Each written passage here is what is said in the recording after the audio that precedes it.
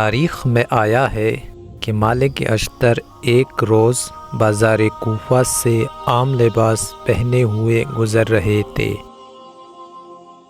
ایک بازاری مرد نے جب ان کو دیکھا تو اپنی نگاہ میں حقیر اور پست جانا اور حقارت سے ان کی طرف ایک پتھر پھینکا۔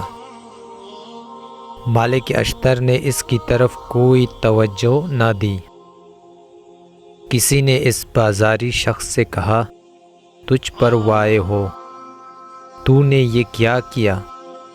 تم جانتے ہو کہ تم نے کس کی طرف پتھر پھینکا ہے؟ اس نے کہا، نہیں۔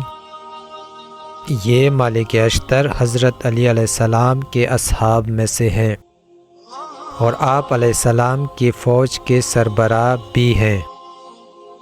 اس شخص کا بدن لرزنے لگا اور مالک اشتر سے عذرخواہی کے لیے چل پڑا۔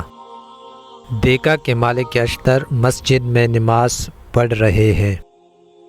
جب مالک اشتر نماز سے فارغ ہوئے تو وہ بازاری شخص مالک اشتر کے پیروں میں گر گیا اور عذرخواہی کرنے لگا۔ مالک اشتر نے کہا، کوئی بات نہیں، نہ ڈرو، خدا کی قسم میں مسجد میں فقط تمہاری وجہ سے آیا ہوں اور خدا سے تمہارے لیے مغفرت کی دعا کر رہا تھا۔